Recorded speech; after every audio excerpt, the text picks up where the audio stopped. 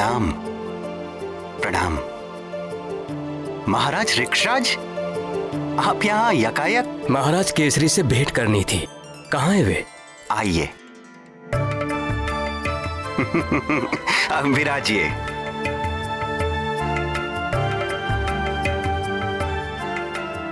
मैं महाराज को सूचित करवाता हूँ। ठीक है। महाराज को जाके सूचित कीजिए कि ऋक्षराज आए हुए हैं।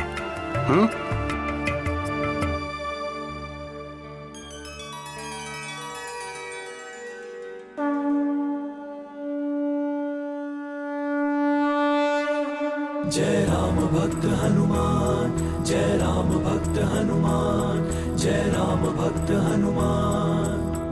निश्चल प्रेम सुग्रीव भैया, मुस्कान दिए सुग्रीव को बाल हनुमान।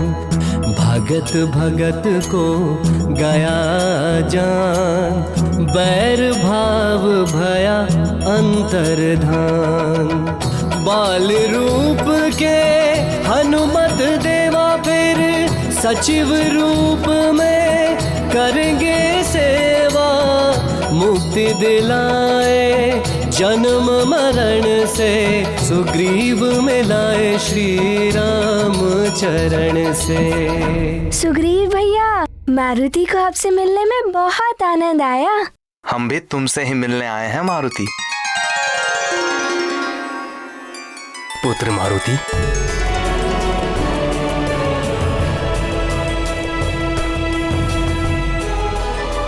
प्रणाम। आपके दर्शन करके आनंद आ गया। ये सलोना रूप, ये मनमोहक छवि, ये मुखमंडल पर दिव्य तेज। हे केसरी नंदन, आपके दर्शन करके मैं धन्य हो गया।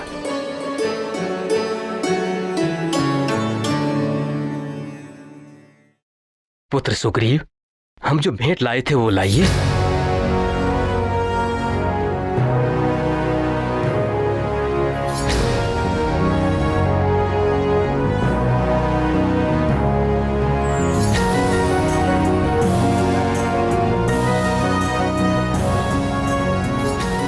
ये देखिए, हम आपके लिए ये सुंदर डमरू लाए हैं।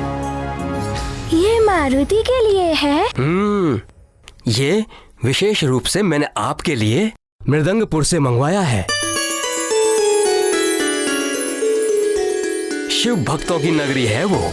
वहां बहुत ही सुंदर सुंदर डमरू बनाए जाते हैं। इसका नाद बहुत ही कर्णप्रिय होता है। भगवान शंकर इसका नाद सुनकर प्रसन्न हो जाते हैं और ये उनका सबसे प्रिय वाद्य यंत्र भी है।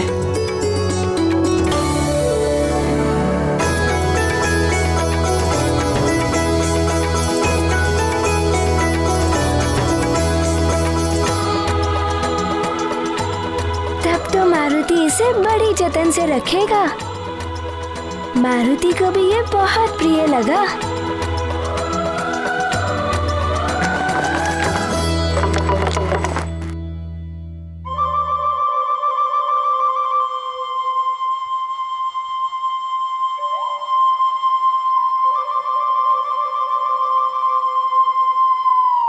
वाली भैया क्यों नहीं आए सुग्रीव भैया?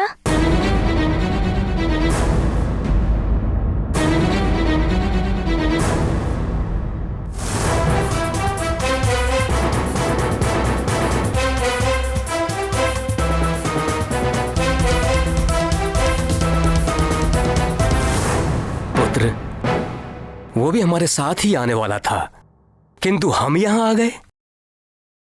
हम यहां आ गए तो किष्किंधा में कौन रहता, इसीलिए वो नहीं आया।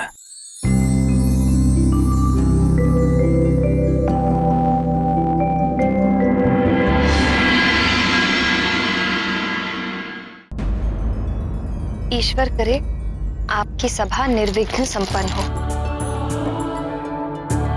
और असुरों के आतंक से हम सबको मुक्ति मिले। प्रणाम महाराज। किष्किंधा नरेश अपने पुत्र सुग्रीव के साथ पधार रहे हैं।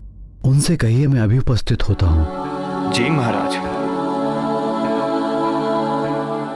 मुझे चलना होगा।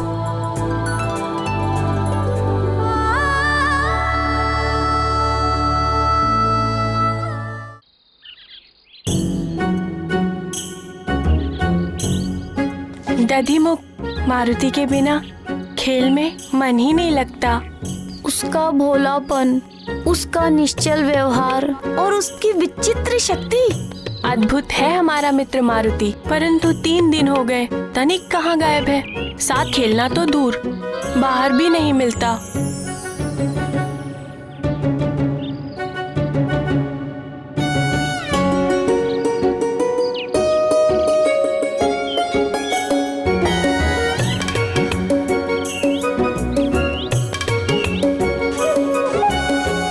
सुषेण, ऐसा क्यों कर रहे हो? क्यों वृक्ष को हिला रहे हो?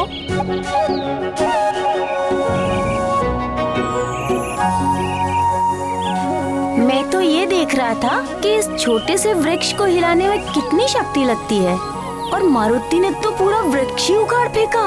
अरे वो वृक्ष नहीं, वृक्षासुर था, और ये साधारण वृक्ष है। और तुम मारुति नहीं सुषेण हो, तुम इसे हिला भी नहीं पाओगे। कुछ भी कहो दधिमुख, मारुति तो अतिशक्ति का स्वामी है। स्मरण है मारुति ने वृक्षासुर को कैसे उखाड़ पछाड़ा था?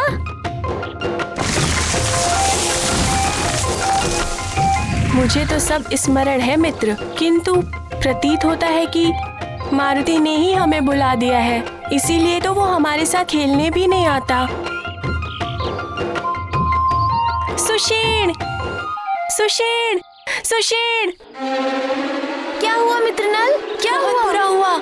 मारुति को राजभवन से निकलने नहीं दिया जा रहा है। राजमाता ने उसकी सुरक्षा के लिए ऐसा किया है। ये तो बहुत बुरा हुआ।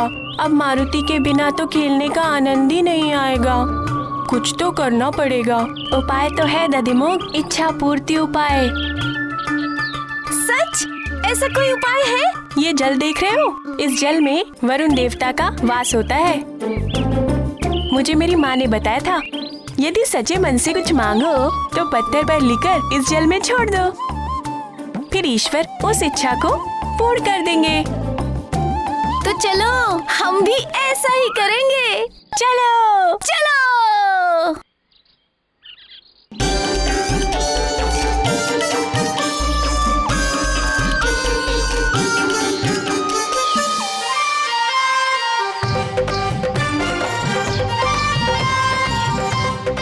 हे ईश्वर, हमारी इच्छा है कि हमारा मित्र मारुति पुनः हम सबके साथ खेले।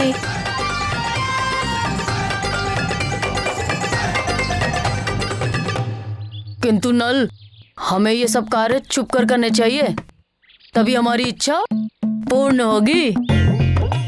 जब 4 लोगों की एक ही इच्छा है तो छुपाने की क्या बात। चलो सब मिलकर पत्थर जोड़ते हैं और फिर हाथ जोड़कर प्रार्थना करते हैं। चलो।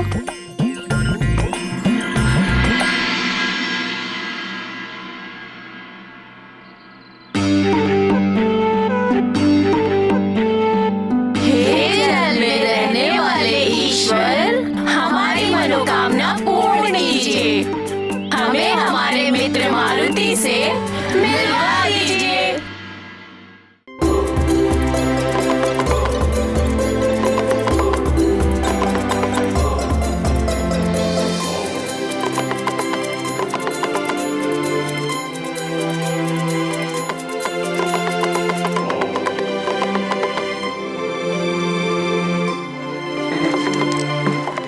मारुति, इसे ऐसे नहीं, देखो, इसे ऐसे बजाते हैं।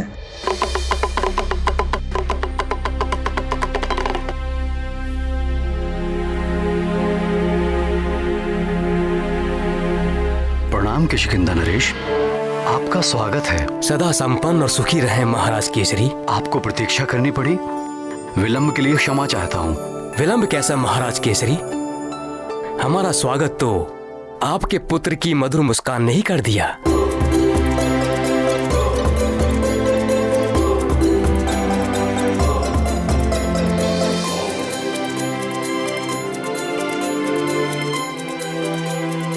हमारे हृदय को बहुत भा गया है आपका पुत्र। आप देखिएगा, आपका ये पुत्र एक दिन वानर कुल का गौरव बनेगा।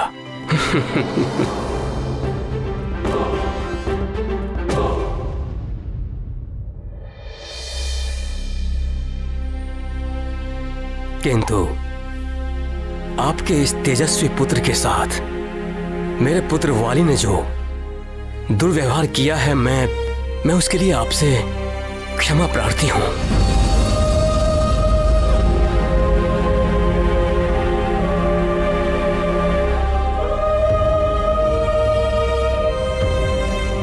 ये क्या कर रहे हैं महाराज?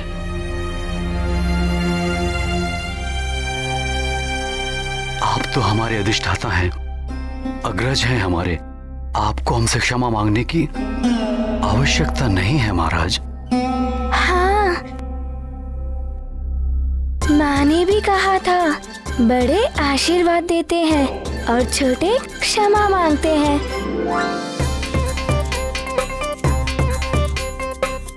आप पिताश्री से बड़े हैं, आप उन्हें आशीर्वाद दीजिए।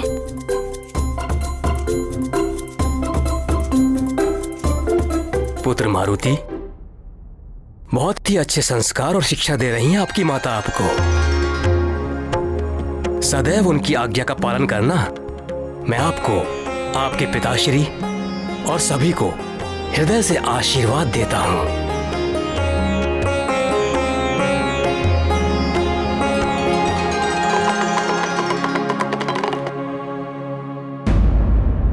किंतु वाली ने अनुचित व्यवहार किया है आपके पुत्र के साथ। महाराज, बालक हैं ये, इनकी बातों को अधिक महत्व नहीं देना चाहिए। और वैसे भी ये प्रतियोगिता ही तो थी।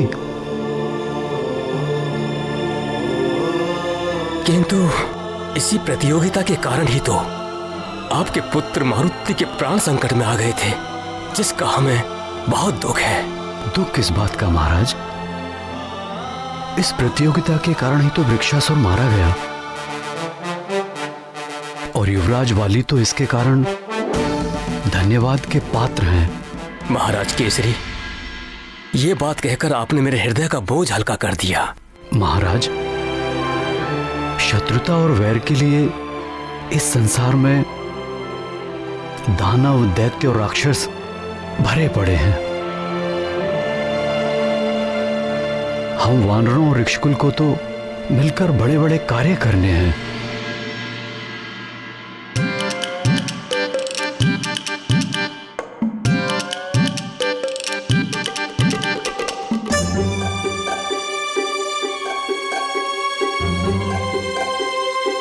क्या हुआ पुत्र मारुति? किस सोच में पड़ गए हो? पिताश्री, मारुति को भी तो बहुत बड़े बड़े कार्य करने हैं ना।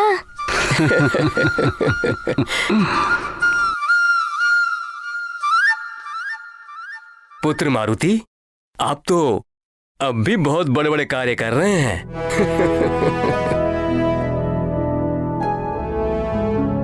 हाँ पुत्र, जब मैं बाहर जाऊंगा तो मेरी अनुपस्थिति में यहाँ की देखभाल और सुरक्षा का उत्तरदायित्व तुम्हारा ही तो होगा पुत्र। यहाँ के राजा, सेवक और संरक्षक तुम ही तो होगे।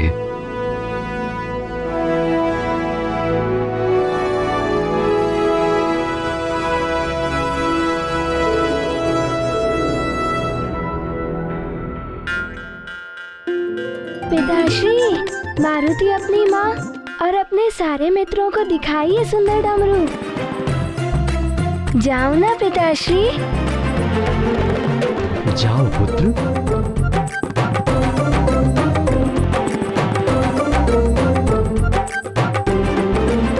एकाएक आपातकालीन सभा बुलाई गई है। असुरों का उत्पात और बढ़ गया है क्या? हाँ,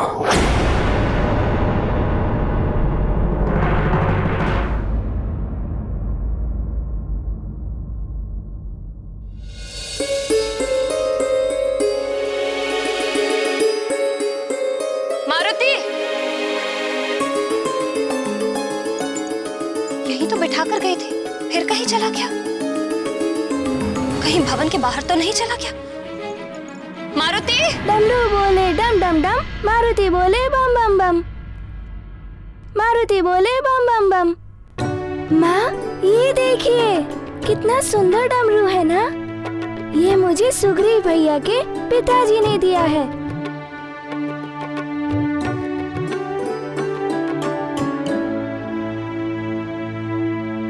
अच्छा अच्छा, अब इसे लेकर शैया पर बैठो और वहीं पर इसके साथ खेलो। और हाँ माँ, पिताश्री तो उनके सामने मारुति की बहुत प्रशंसा कर रहे थे कि मारुति ने वृक्षासुर को मार दिया।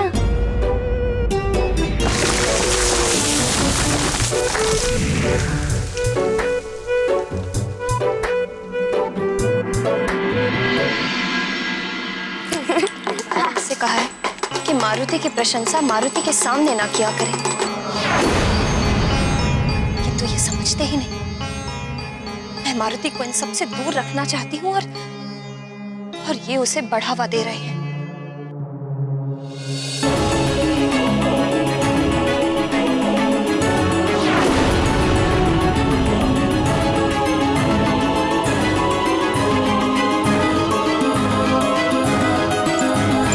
देखो पुत्र, अब तुम इस भवन से बाहर नहीं जाओगे।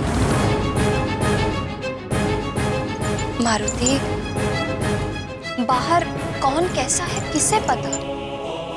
सब अच्छे नहीं होते जो तुम्हारे लिए अच्छा सोचे।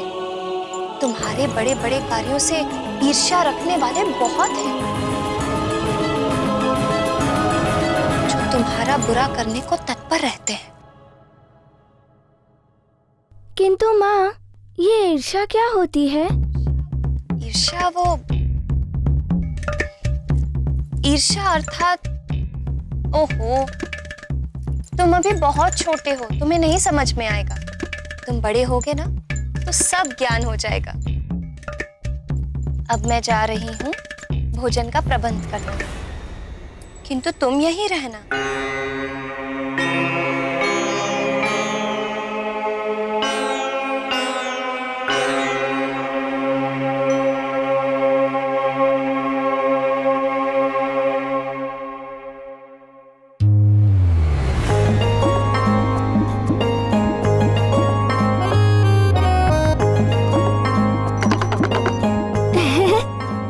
सखा, अब मैं क्या खेलूं? अब तुम ही बताओ मारुति को।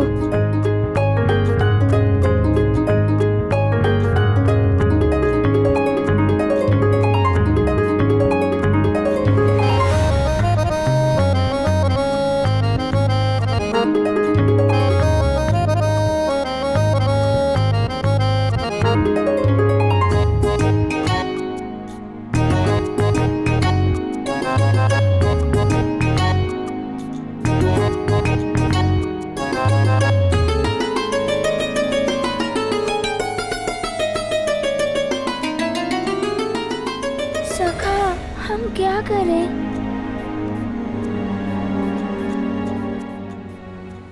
इन असुरों ने बहुत आतंक मचा रखा है। ऋषियों के अंग भंग कर देते हैं, यज्ञ में रक्त और हड्डियों का होम करते हैं। इन्हीं सब उत्पातों पर विचार विमर्श करने के लिए पंपासर में एक सभा बुलाई गई है। ये सब तो रोकना ही होगा महाराज।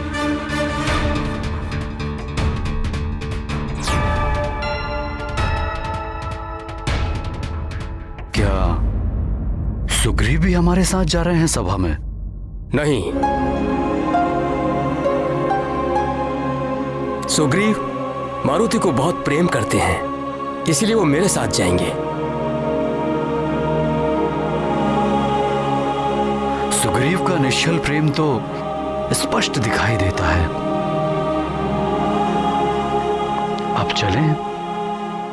आपने अपनी महल की सुरक्षा का प्रबंध तो कर दिया है ना? सुना है इन दिनों एक भयानक असुर यहां मंडरा रहा है। चक्रासुर नाम है उसका। चक्रासुर?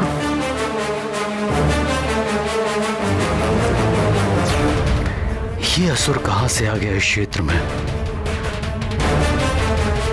कौन है ये चक्रासुर? केसरी जी, किष्किंधा और सुमेरु से लेकर दंडकारण्य तक घनघोर वन है। और इन्हीं वनों में पाताल से आने के लिए गुप्त मार्ग भी बने हुए हैं। उन्हीं मार्गों से होकर आते हैं और उत्पात मचाते हैं। ये चक्रासुर भी उसी पाताल मार्ग से आया हुआ एक असुर है, जिसने सुदूर वनों तक अपना आधिपत्य कर लिया है, जिसे वो चक्रा नगरी कहकर पुकारता है। बहुत मायावी है वो।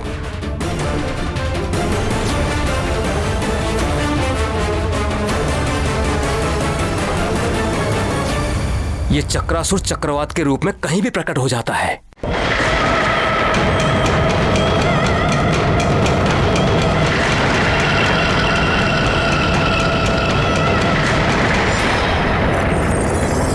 और इसके बवंडर में बड़े बड़े वृक्ष तिनके की भांति समा जाते हैं।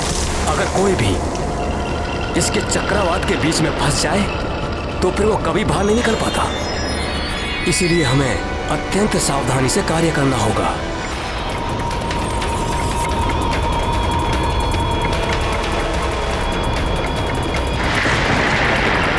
श्री विष्णु श्री हरि।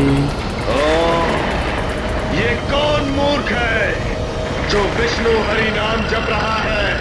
श्री विष्णु श्री हरि। श्री विष्णु श्री हरि। श्री विष्णु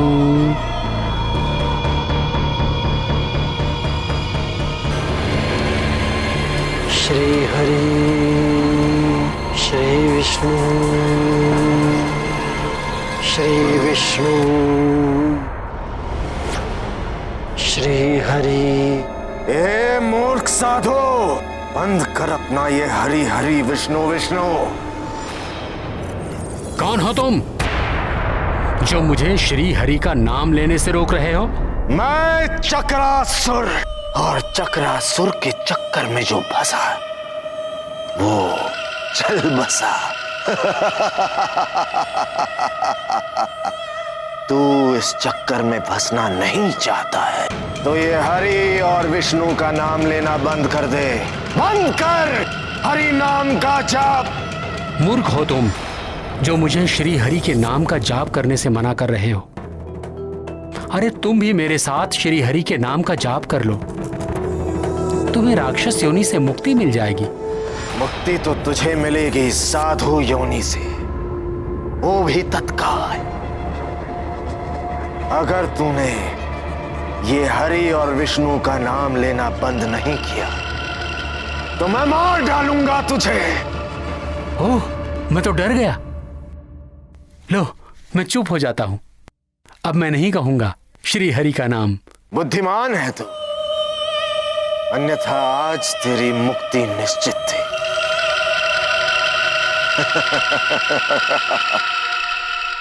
ओम श्री हरि। ओम श्री हरि। ओम श्री विष्णु। मूर्ख साधो, अब भी ले रहा है तू हरि का नाम? मैं तो श्री हरि श्री विष्णु का नाम ले ही नहीं रहा हूँ। मेरा हृदय तो श्री हरि के नाम से ओतप्रोत है। श्री हरि का नाम तो मेरे हृदय से छलक कर बाहर आ ही जाता है। मुंह तो बंद कर दोगे तुम, हृदय को कैसे रोकोगे? बहुत ढीठ है तू साधु, चक्रासुर को बातों के चक्कर में डाल रहा है। तेरी हृदय गति को रोक दूंगा मैं।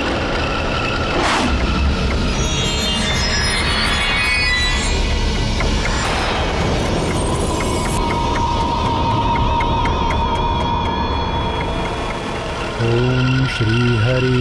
ओम श्री हरि। ओम श्री विष्णु।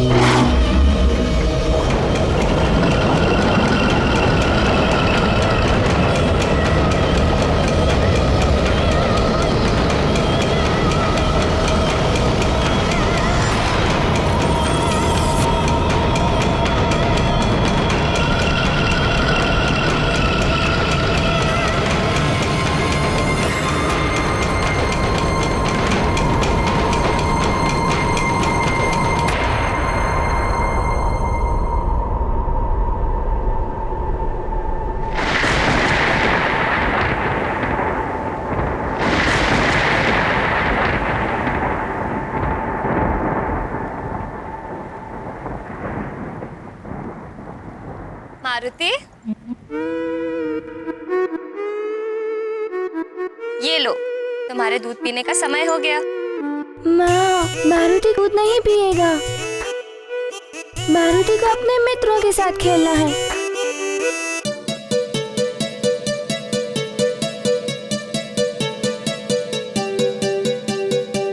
मारुति हट नहीं करते पुत्र। चलो दूध पियो।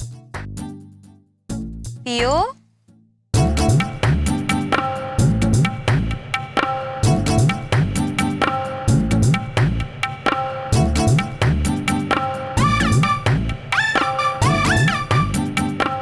क्या हुआ पुत्र?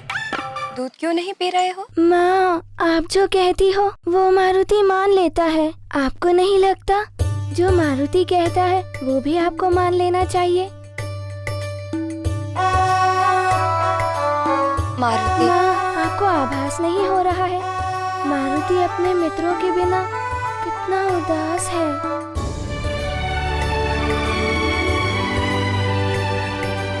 मारुति को भी अपने मित्रों के साथ खेलने को मन करता है।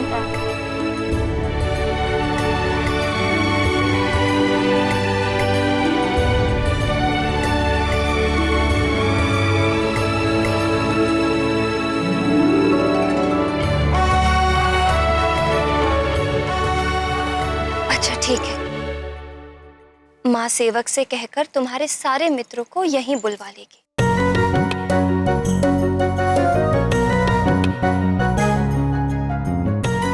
सच माँ, मेरे सारे मित्रों को यहाँ? हाँ, तुम यहीं कक्ष में खेलना। तब तो बड़ा आनंद आएगा।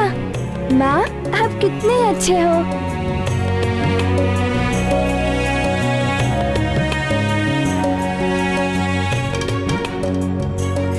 चलो अब जल्दी से दूध पियो।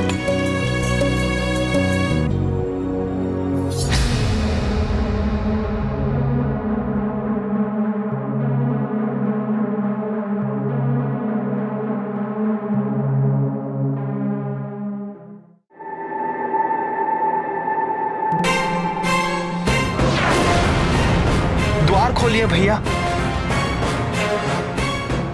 ऐसे आप कब तक बैठे रहेंगे भैया? पिताश्री भी राजभवन में नहीं है। द्वार खोलिए भैया, द्वार खोलिए। उनकी अनुपस्थिति में आप ही तो किष्किंधा के कर्णधार हैं भैया। आपके बिना राजकार्य के सारे काम रुके पड़े हैं। तुम तो हो ना राजकाज संभालने वाले, सबके हितैषी, उस मरकट के भी हितैषी। ऐसा मत कहिए भैया, आप मेरे आदर्श हैं। पिताश्री के पश्चात यदि मेरे जीवन में किसी का स्थान है तो वो आप हैं भैया, आप हैं। द्वार खोलिए भैया, द्वार खोलिए। उस मरकट ने मुझ महानतम को बचाया, एक नहीं 2-2 बार। सभी के समक्ष तुच्छ हो गया मैं उससे। ऐसे जीवन से तो अच्छा होता कि वृक्षासुर मुझे ही निगल लेता। मेरा आत्मसम्मान, मेरा अभिमान, मेरा दम सब ध्वस्त करके रख दिया है उस मरकट ने। घृणा हो गई है मुझे स्वयं से, घृणा। भैया, यदि मारुति के स्थान पर यदि आपका कोई मित्र होता या मैं स्वयं भी होता तो वही करता जो मारुति ने किया। उसने आपकी सहायता की है, आपका अपमान नहीं किया। सुग्रीव,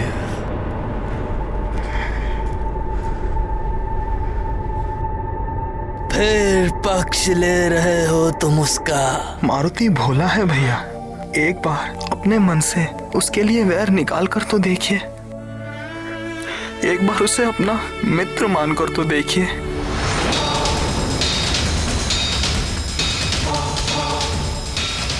वो मेरा मित्र नहीं हो सकता, कदापि नहीं। उसका मुखड़ा अच्छा नहीं लगता मुझे। उसमें अपना शत्रु दिखाई देता है। शत्रु, समझे?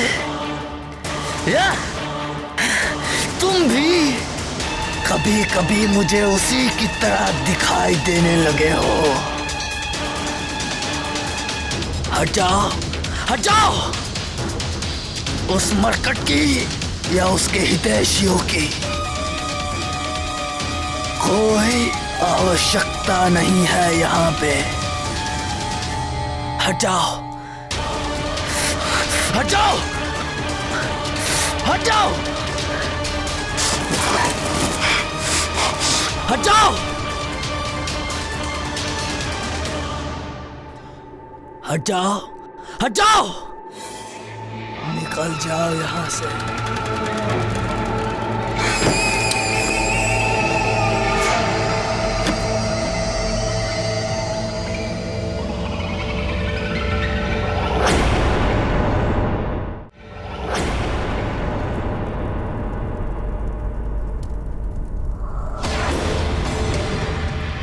देवर्षि नारद जी,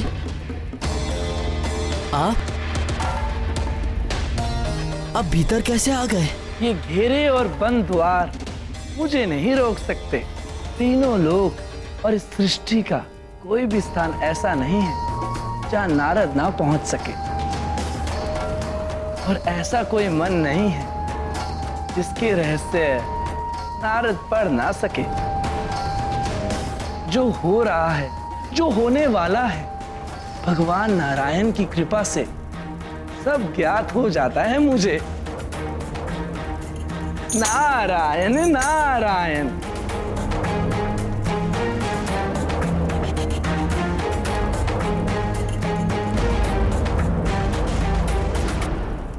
अच्छा, तो मन के रहस्य को जान लेते हैं आप। तो बताइए, इस समय मेरे मन में क्या चल रहा है? एक अग्नि ततक रही है तुम्हारे मन में। मारुति की विजय से उपजी अग्नि, उसकी बढ़ती प्रतिष्ठा उस अग्नि में धृत का कार्य कर रही है।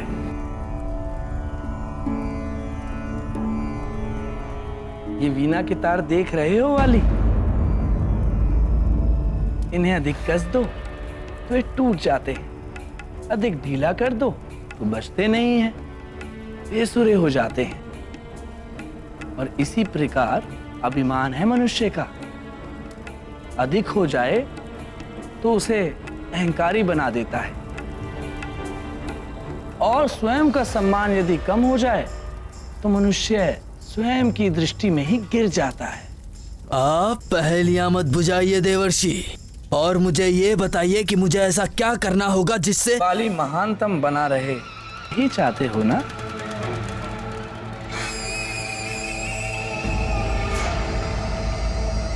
तो सुनो वाली, देवराज इंद्र तुम्हारे पिता, उनकी सहायता से तुम महानतम बन सकते हो। क्या सच में ऐसा हो सकता है? मेरा मार्गदर्शन कीजिए देवर्षि।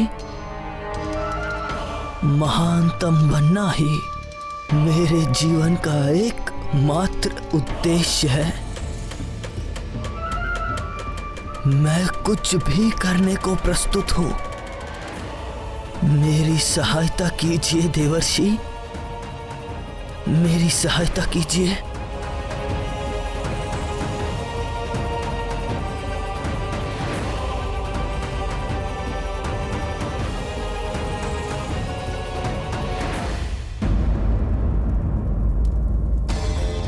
स्मरण है, तुमने कुछ समय पूर्व बल के मद में चूर होकर अपने पिता इंद्रदेव का अपमान किया था। महानतम वाली कहिए पिताश्री, अपने हित अहित की चिंता करने का सामर्थ आपके इस महानतम पुत्र में है। आपने मुझे विजयी होने का आशीर्वाद ना देकर अच्छा ही किया। संसार ये तो नहीं कहेगा कि आपके दिए हुए आशीर्वाद के कारण ही मैं जीत गया। उन्हें प्रसन्न करना होगा। किंतु वो तो अवश्य ही मुझसे अप्रसन्न होंगे। एक पिता कभी अपने पुत्र से अप्रसन्न नहीं होता है वाली, अपितु उचित मार्गदर्शन देता है। अपने पिता इंद्रदेव को तपस्या से प्रसन्न करो। तपस्या में बहुत शक्ति होती है। तपोबल के द्वारा जिस प्रकार मोक्ष की प्राप्ति की जा सकती है, उसी प्रकार संसार में शक्ति, मान, सम्मान, ऐश्वर्य और समस्त भोगों को तपोबल से प्राप्त किया जा सकता है। नारायण नारायण।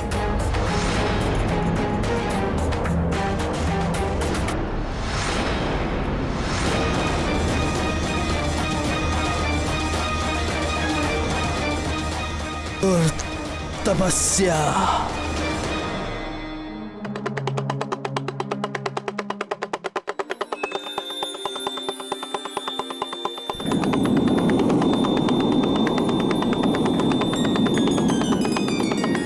ये ध्वनि, ये तो डमरू की ध्वनि है।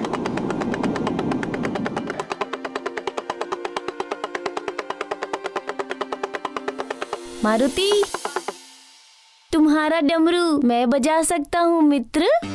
ये क्या बात हुई मित्र? मित्र भी कहते हो और पूछते भी हो। लो मित्र, बजाओ।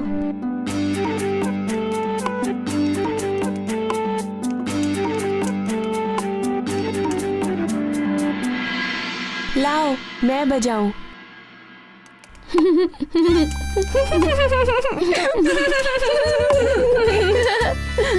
अरे अज्ञानियों, डमरू बजाने का भी ज्ञान मुझसे ले लो।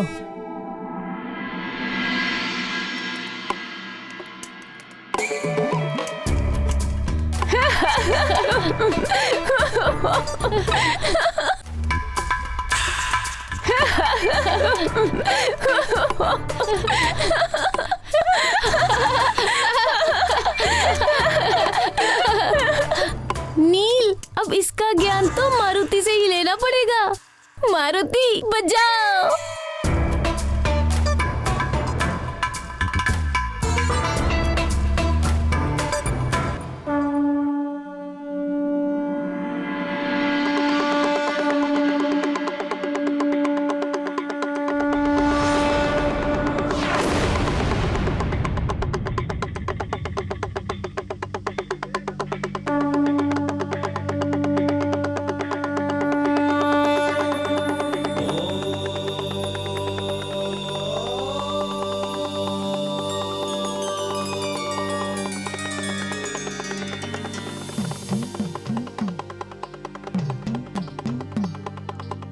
हे नटराज, स्वामी, मारुति कितना मधुर डमरू बजा रहे हैं, जैसे आप स्वयं बजा रहे हो। रुद्र अवतार हनुमान और मुझ में संसार भले ही भेद करे, किंतु वो है तो मेरा ही अंश। मुझे डमरू बजाना अच्छा लगता है, इसलिए मारुति की रुचि भी डमरू बजाने में है। सत्य है देवेश्वर। आप मारुति कौन सी लीला करेंगे? मारुति की जो भी लीला होगी देवी, उसमें कहीं ना कहीं संसार का कल्याण अवश्य निहित है, जिसका आरंभ होगा एक नए संग्राम। मारुति अर्थात मेरा अंश मेरे ही प्रिय वाद्य यंत्र डमरू से चुनौती देने वाला है चक्रासुर को।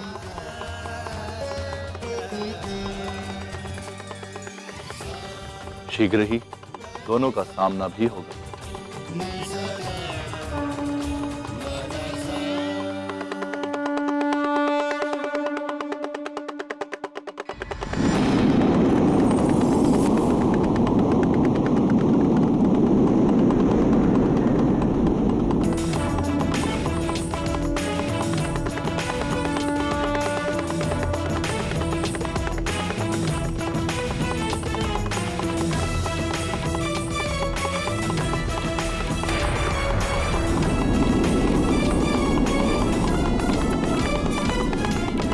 ये ध्वनि,